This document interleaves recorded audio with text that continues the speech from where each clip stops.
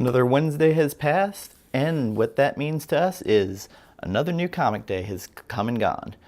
So today we're going to be talking about a couple of new releases that have caught my eye and my attention on another episode of the Longbox Paradox. So today we're going to start out with Scott Snyder and Jock's Batman Who Laughs #2. The Capullo cover really caught my eye, so I picked that up. So, continuing on from where we left off the last time, the Joker had shot himself, causing the Joker toxin to infect Batman, which Joker thought would be the only way that Batman could beat the Batman Who Laughs. So we pick up from there with Batman arguing with Alfred about why he should save the Joker's life. Batman, in the meantime, has all these multiple needles in him. It almost looks like the Batman Arkham City Bane with all the venom injections, but it's all Joker antitoxin in him to try and stave off the transformation.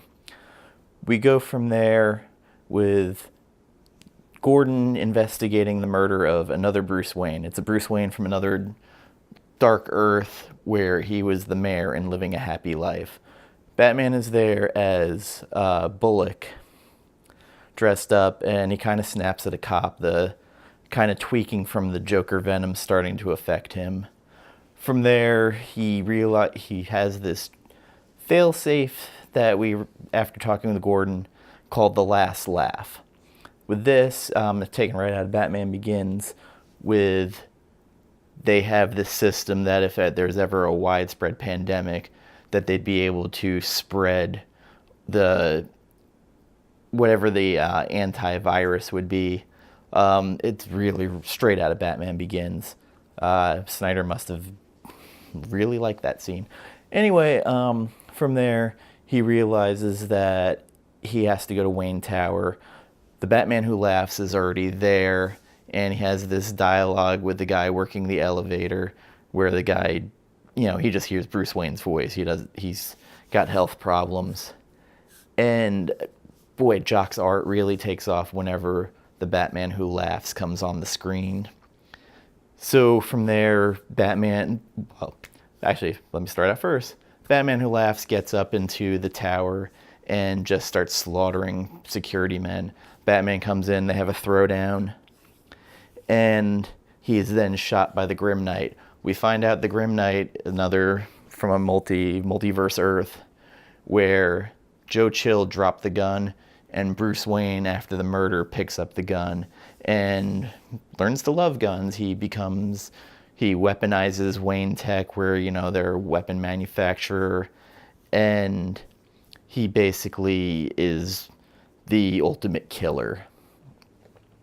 So as Batman Who Laughs discusses this with him, he also knows all of Batman's tricks, so there is a system there built in that if something goes wrong, the tower would crumble and all the Batman files would go. So he triggers it. He's had this all set up for days with Grim Knight. So the tower comes down. Batman's irritated. He goes and he tells Alfred, wake up the Joker, wake up the Joker.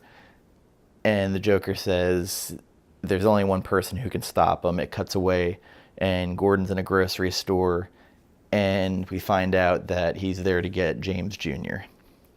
So all these little seeds over all these years, going back to Black Mirror, this is basically Snyder having a victory parade with all these characters that he's created or made popular, all coming together. And I'm totally fascinated where this goes. James Jr. was such a brilliant villain for being someone with no powers, and the whole Black Mirror run was fantastic. But that really caught my attention with him, and this back and forth with Barbara where he stabbed her in her femoral artery. Yeah, that's what really got me into Snyder. Jock's art in this is pretty great, but again, I really like his art, but I really noticed quite an uptick with it whenever he got to draw the Batman Who Laughs. So you could tell kind of like he likes drawing him. Definitely this is a pickup.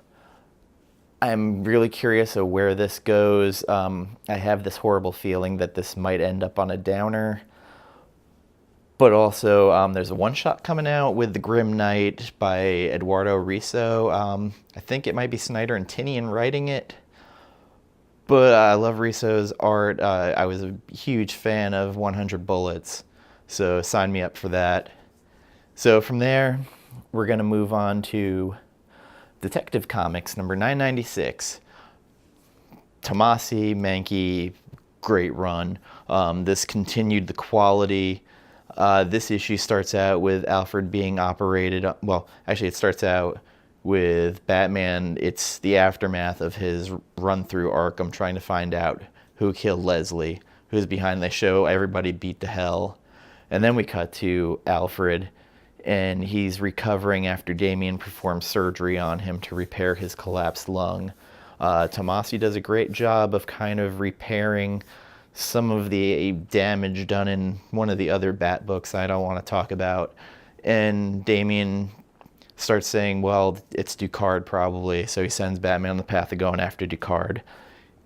They show Batman through Paris as his different identities, hiding and kind of get information. He finds Ducard, and then this creature comes out that has all of his rogues gallery coming out and saying all these things. Ducard blows himself up, which then leads Batman to figuring out this thing is going after all the people who trained him and made him Batman. He goes to Karigi, who we've seen in past storylines. I'm trying to think of one of the episodes. One of the issues with James Owsley back before he became Christopher Priest writing. Great cover with Batman hanging from tree. But besides that, all of Karigi's students are completely annihilated, and he only has one student left, Kiaidu Ken. So Batman ends up going, and he knows the trail, he knows what they're trying to do, but as he goes to find Thaddeus, the whole island starts going ass over tea kettle, and it ends, again, the storyline is good. It's fascinating. I'm curious where it's going to go. It really is refreshing after some of the other Bat books that have been out lately. Definitely pick up. I'm curious. Issue 1000 will be coming up very fast. And we keep hearing the Arkham Knight is going to be the revelation. I'm curious of who he's going to be. I'm really hoping it's not going to be a letdown. But we'll see where it goes. Buy this. There was a decent B cover, and that takes on to one of my favorite books. Rick Remender and Wes Craig have just painted such a great story over 3 years now, of Deadly Class. Deadly Class just happened to have come on Sci-Fi last night for the first episode, and it's a great series. The first episode was really great, and it was either great planning or cosmic kismet that this issue, after a hiatus, comes back the same night that the Sci-Fi series launches. And this issue just happened to be a great recap of everything that's gone on while Marcus is on you could say it's a vision quest. But let's just be honest, he's tripping balls out in the desert and on a mind trip where he's reliving a lot of the things. It's kind of coming to grips with things that have happened, also saying things that he wouldn't normally say. And again, it goes through the whole story. It recaps you after a nice, pretty healthy hiatus.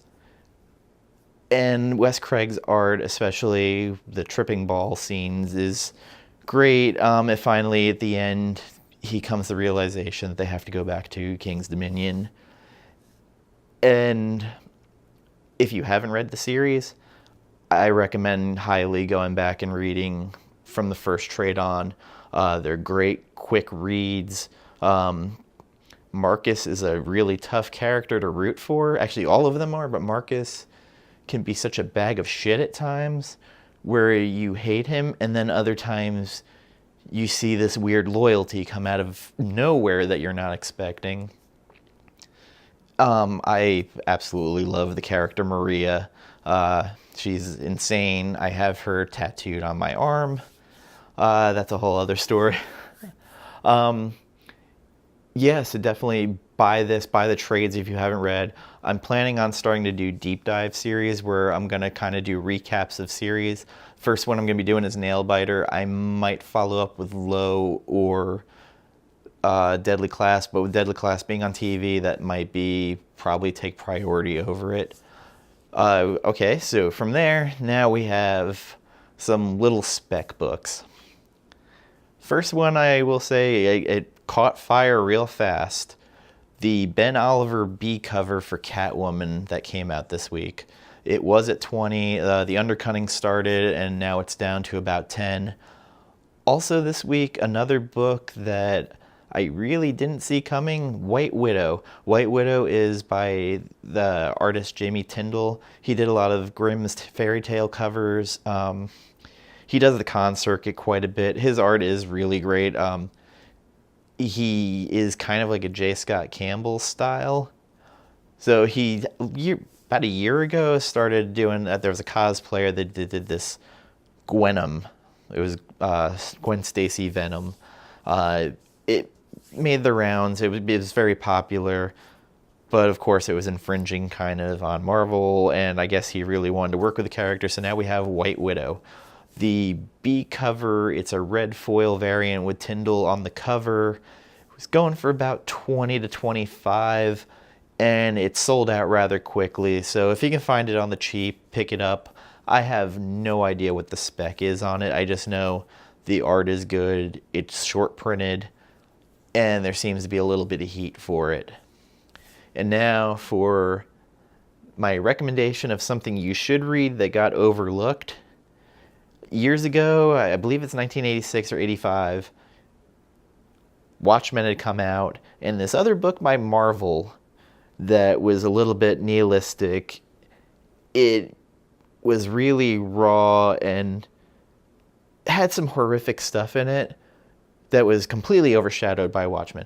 And this book is Squadron Supreme by Mark Grunwald, and I want to say it was John Buscema doing the art on it. This book is basically what happens after the heroes are trying to rebuild their whole world, and they decide that they're going to take control of it, and they're going to kind of get rid of guns. They have these pacifier weapons.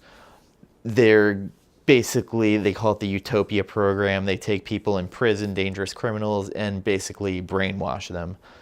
One of the heroes, Nighthawk, has problems with this, and he leaves the group while the other heroes go on not really a power trip, but some of them do some pretty horrendous things. One of them's kicked out of the group. You have one of the heroes who his powers just keep getting stronger. He is giving off radiation that is killing his parents, and it's starting to drive him crazy.